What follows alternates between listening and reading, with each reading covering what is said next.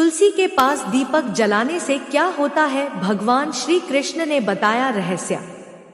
एक बार की बात है, देवी सत्यभामा भगवान श्री कृष्ण के पास आती है और उनसे पूछने लगती है, हे स्वामी, आप नित्य तुलसी को जल देते हैं और देवी रुक्मिणी नित्य तुलसी के पास दीपक जलाती है, इसके पीछे क्या रहस्य है?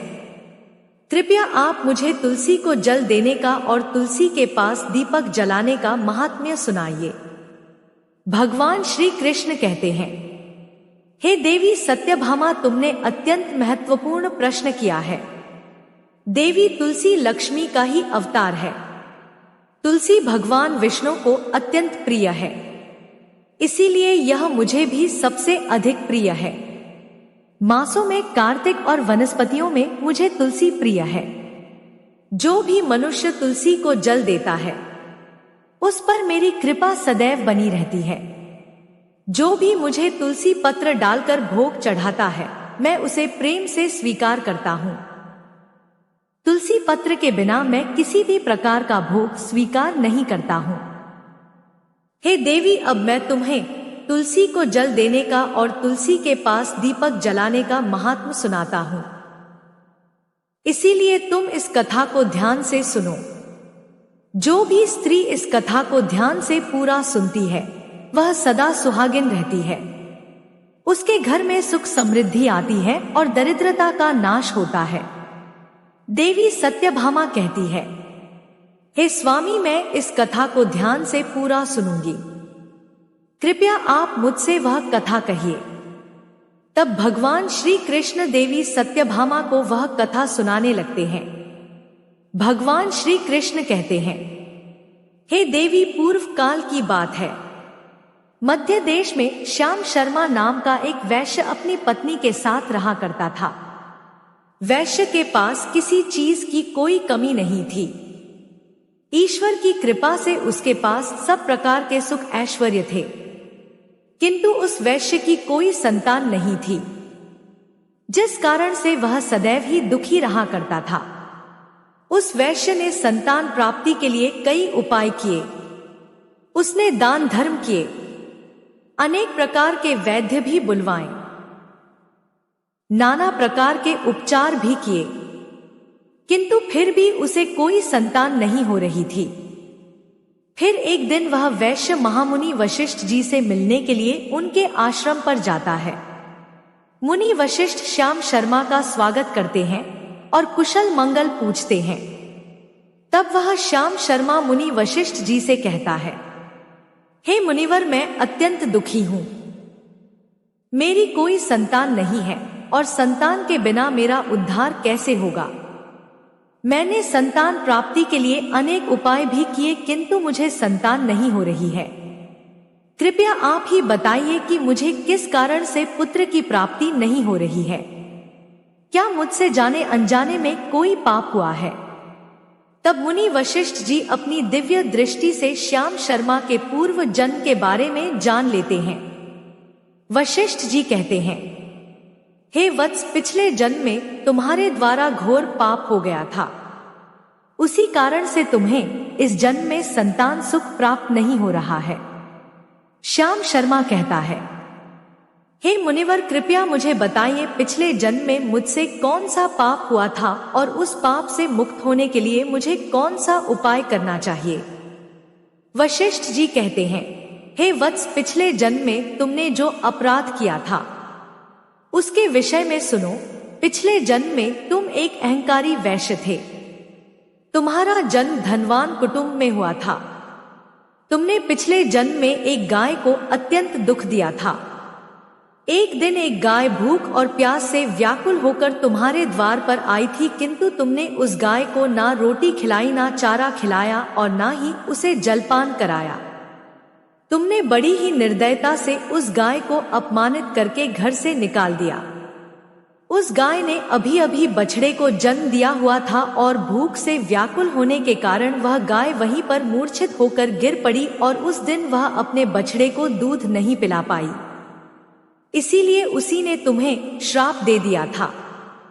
उसी गाय के श्राप के कारण तुम्हारी ऐसी दुर्दशा हुई है। उस गाय के श्राप के कारण तुम्हें इस जन्म में संतान नहीं हो रही है। वशिष्ठ जी की बात सुनकर उस श्याम शर्मा को बड़ा दुख हुआ और वह स्वयं को कोसते हुए कहने लगा, हाँ, यह मैंने क्या किया, एक बेचारी दुखी गौ माता की सेवा नहीं की। मैंने बहुत बड़ा अपराध किया है और उसी का दंड मुझे भोगना पड़ रहा है। श्याम शर्मा वशिष्ठ जी से कहता है, हे मुनिवर, मुझसे बहुत बड़ा अपराध हुआ है। अब मैं इस पाप का प्रायश्चित कैसे करूं? कृपया आप ही मुझे मार्गदर्शन कीजिए। मैंने जो पाप किया है उससे मुक्ति का कोई तो उपाय अवश्य होगा। मैं अपना सब कुछ देकर उस पाप का प्रायश्चित करूंगा। कृपया आप ही कोई उपाय बताइए। मुझे संतान प्राप्ति कैसे हो सकती है? क्योंकि शास्त्र कहते हैं, पुत्र के बिना मनुष्य का उद्धार नहीं हो सकता। तब मुनि वशिष्ठ कहते हैं, हे वत्स, इस पाप का एक ही उपाय है। तुम पुत्र प्राप्ति के लिए पुत्र यज्ञ करो। इसी यज्ञ के फल स्वरूप तुम्हें संतान की प्राप्ति होगी। इस यज्ञ को संपन्न करके तुम ब्राह्मणों को भोजन कराओ, वस्त्र और गाय का दान करो, तभी तुम्हें इस पाप से मुक्ति मिलेगी। तब श्याम शर्मा वशिष्ठ जी को धन्यवाद देते हुए कहता है, हे मुनिवर, आपका कोटि कोटि धन्यवाद। मैं आपके कहे अनुसार अवश्य ही पुत्र यज्ञ करूंगा और ब्राह्मणों को गायों का दान करूंगा। इतना कहकर वह श्याम शर्मा शीघ्रता से अपने घर पर लौट आता है और अपनी पत्नी को सारी हकीकत सुनाता है। फिर वे दोनों ही पुत्र यज्ञ की तैयारी करते हैं। अनेक ऋषि मुनियों को निमंत्रण देकर वह श्याम शर्मा पुत्र यज्ञ संपन्न करता है और उन ऋषि मुनियों तथा ब्राह्मणों को गाय का दान करता है।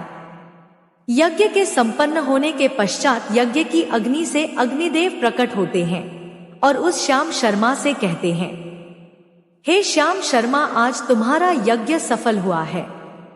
तुमने पुत्र प्राप्ति के लिए यह यज्ञ किया था, इसीलिए तुम्हें मेरी कृपा से एक पुत्र की प्राप्ति होगी।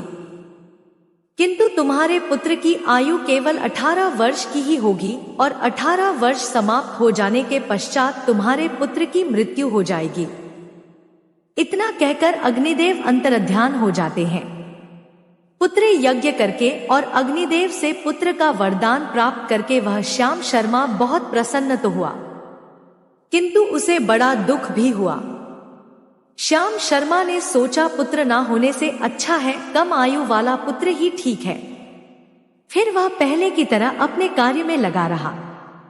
कुछ ही दिनों के पश्चात उसकी पत्नी ने गर्भ धारण किया।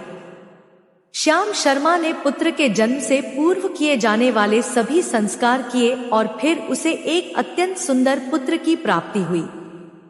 वह बालक बड़ा ही तेजस्वी दिखाई पड़ रहा था। श्याम शर्मा ने पुत्र के जन्म के बाद किए जाने वाले भी सभी संस्कार किए और पुत्र को गुरुकुल में शिक्षा प्रदान की। श्याम शर्मा का पुत्र जैसे जैसे बड़ा होने लगा, श्याम शर्मा को बहुत अधिक चिंता सताने लगी। फिर जब उसका पुत्र 16 वर्ष का हुआ तो श्याम शर्मा की पत्नी ने उससे कहा, हे नाथ, अब हमें अपने पुत्र का विवाह कर देना चाहिए। हमारा पुत्र अब विवाह योग्य हो गया है। श्याम शर्मा ने कहा, हे प्रिय, विधि के विधान के अनुसार हमारे पुत्र की आयु केवल 18 वर्ष की ही है। 18 वर्ष के पश्चात हमारे पुत्र की मृत्यु हो जाएगी। इसीलिए हमें इसका विवाह करके किसी कन्या के जीवन को बर्बाद नहीं करना चाहिए। वह तो 2 वर्षों बाद विधवा हो जाएगी, फिर उसे जीवन में अनेक कष्ट सहन करने पड़ेंगे। लेकिन श्याम शर्मा की पत्नी नहीं मानी। वह अपने पुत्र का विवाह होता देख चाहती थी। श्याम शर्मा की पत्नी कहती है, हे नाथ, कुछ भी हो, मैं अपने पुत्र को अविवाहित मरते हुए देख नहीं सकती। हमारे पास किस चीज की कमी है? हमारी पुत्र वधु इस संपत्ति को प्राप्त करके सुखी जीवन जी सकती है। इसीलिए अब आप संकोच ना करें और हमारे पुत्र के लिए सुंदर कन्या की खोज करें। अपनी पत्नी के हट के आगे श्याम शर्मा की एक ना चली और फिर वह पुत्र के विवाह के लिए मान गया। फिर उसने पास ही के नगर में रहने वाले एक अत्यंत गरीब वैश्य की पुत्री के साथ अपने पुत्र का विवाह संपन्न किया। श्याम शर्मा की बहू का नाम सुभद्रा था। वह अत्यंत गुणवान, चरित्रवान और पतिव्रता नारी थी। वह अपने पति के मृत्यु की बात को नहीं जानती थी।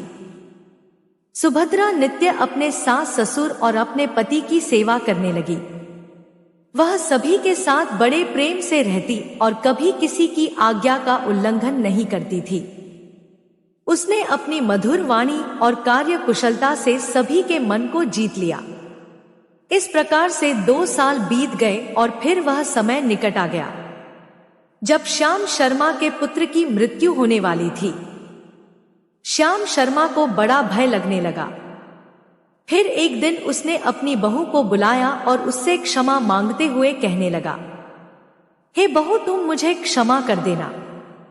मैंने तुम्हारे साथ बड़ा अन्याय किया है।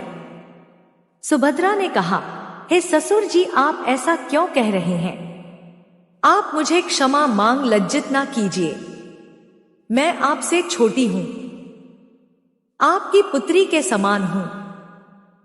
कृपया आप संकोच ना करते हुए आपके मन में जो भी बात है वह कहिए। मैं आपकी आज्ञा का पालन अवश्य करूंगी।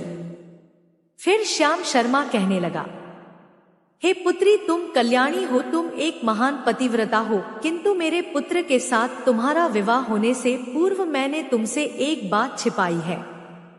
हमें पुत्र की प्राप्ति पुत्र यज्ञ करने के बाद हुई थी और अग्निदेव ने हमें यह कहते हुए पुत्र प्राप्ति का आशीर्वाद दिया था कि हमारे पुत्र की आयु केवल 18 वर्ष की होगी।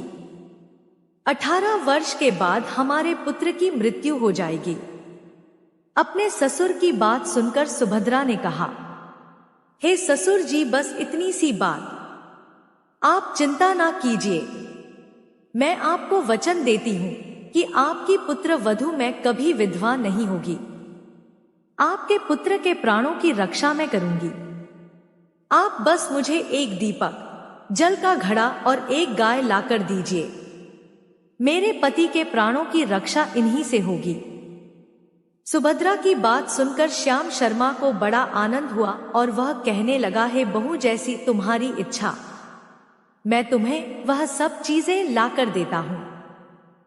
इतना कहकर श्याम शर्मा ने अपनी बहू को वह तीनों चीजें लाकर दी।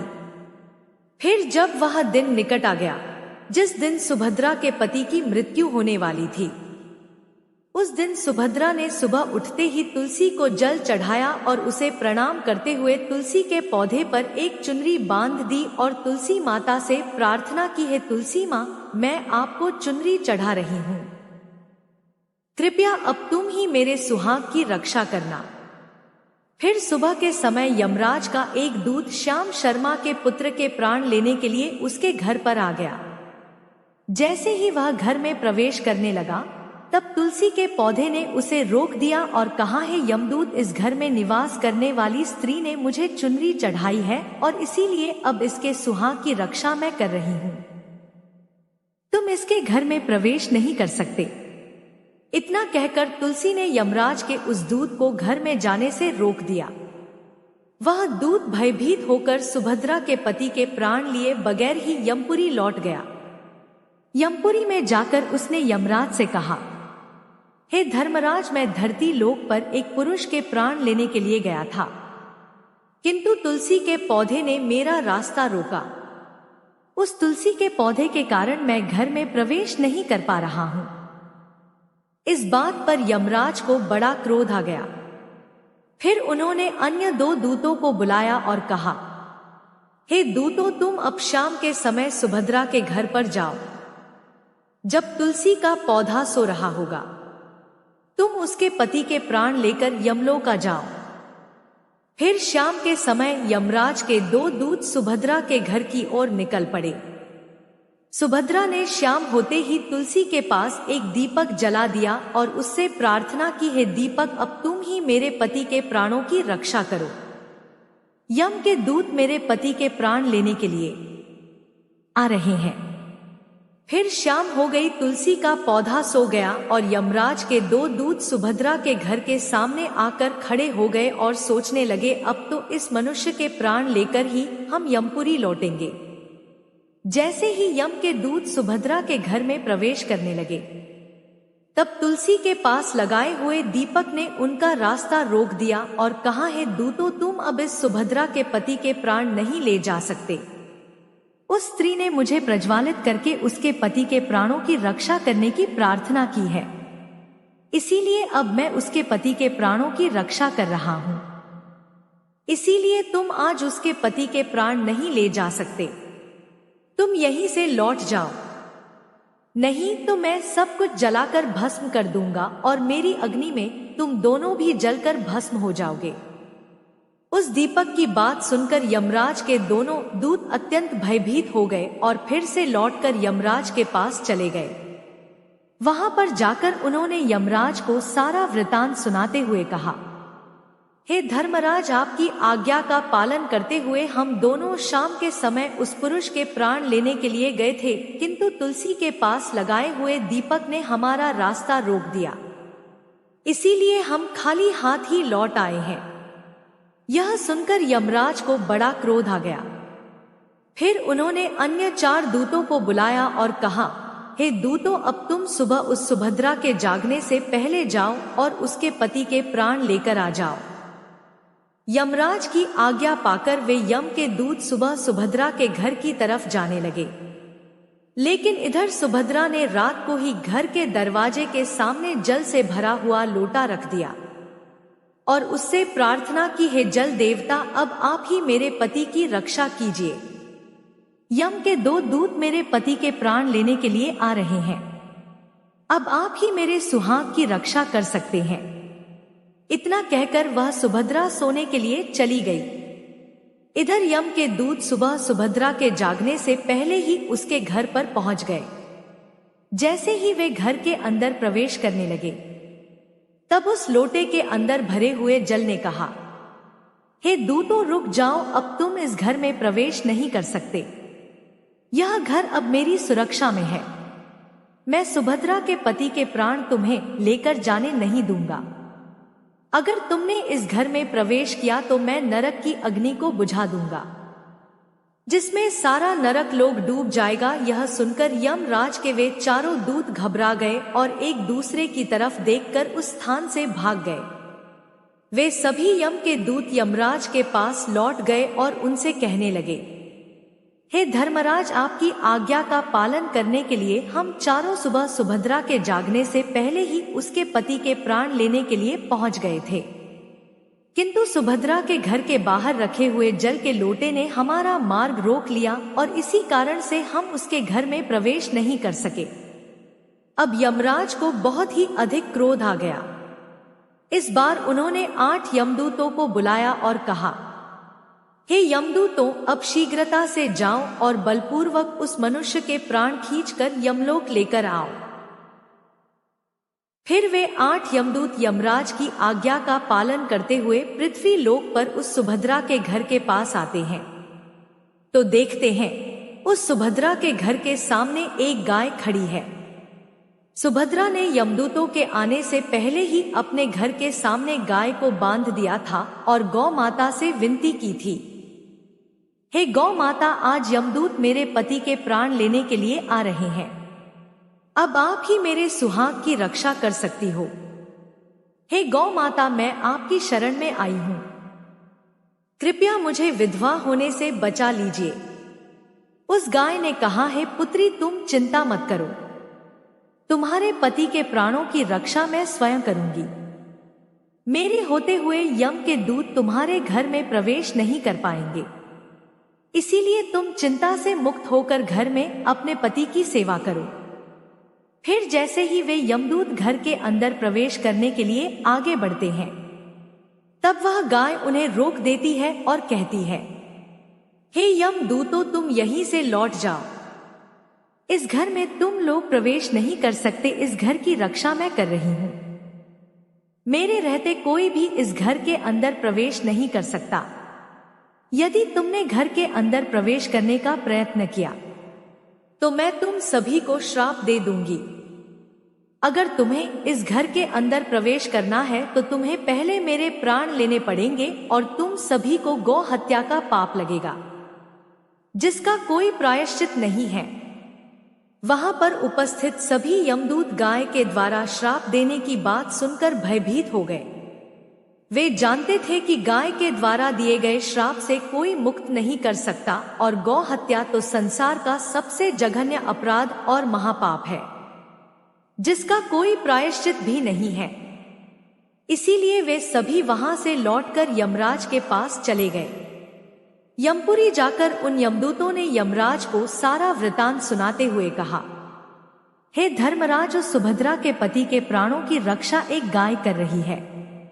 उस गाय ने हमें श्राप देने की बात कही, इसीलिए हम सभी भयभीत होकर वापस लौट आए हैं।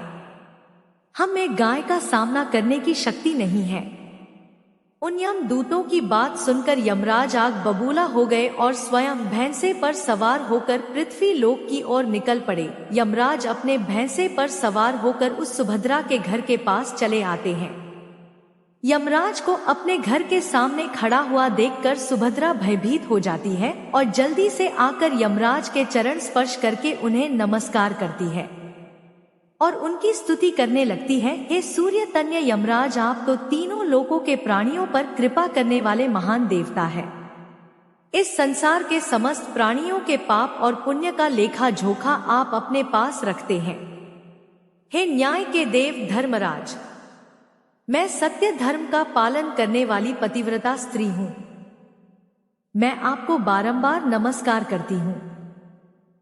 कृपया मुझे आशीर्वाद दीजिए। सुभद्रा के द्वारा की गई स्तुति से यमराज अत्यंत प्रसन्न होते हैं और उसे अनजाने में ही सदा सुहागिन रहो ऐसा कहकर आशीर्वाद देते हैं।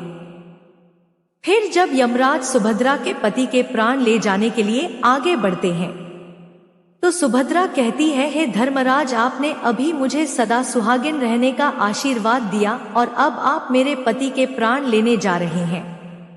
इससे तो आपका आशीर्वाद झूठा साबित हो जाएगा। यह सुनकर धर्मराज रुक जाते हैं और सुभद्रा की ओर देखकर मुस्कुराने लगते हैं। सुभद्रा के निर्मल हृदय और अपने पति के प्रति समर्पण भाव को देखकर यमराज अत्यंत प्रसन्न होते हैं। सुभद्रा की ओर देखकर यमराज कहते हैं, हे पुत्री, आज तुमने साक्षात मृत्यु को ही पराजित किया है। मैं तुम्हारे पतिव्रता धर्म से अत्यंत प्रसन्न हूं। अब मैं तुम्हारे पति के प्राण बख्श देता हूं। तुम्हारी जो भी मनोकामना है वह मुझसे मांग लो। तब सुभद्रा ने कहा, हे धर्मराज, मैं अपने पति के लिए 100 वर्ष की आयु मांगती हूं। मेरे लिए मेरे पति ही परमेश्वर है। मैं अपने पति को छोड़कर जीवित नहीं रह सकती, इसीलिए आप मुझे यही वरदान दीजिए। तब यमराज प्रसन्न होकर कहते हैं, तथास्तु। हे कल्याणी, आज से जो भी स्त्री अपने घर के सामने तुलसी का पौधा लगाती है, तुलसी के पास शाम को दीपक जलाती है, जिस घर के सामने गाय बंधी होती है और जो स्त्री अपने घर के सामने जल का लोटा रखती है, उसके घर में कभी मेरे दूत प्रवेश नहीं करेंगे। इतना कहकर यमराज उस स्थान से अंतर्ध्यान हो जाते हैं। भगवान श्री कृष्ण कहते हैं, हे देवी, इस प्रकार से उस सुभद्रा ने अपने पतिव्रता धर्म का पालन करके उसकी मृत्यु को टाल दिया था।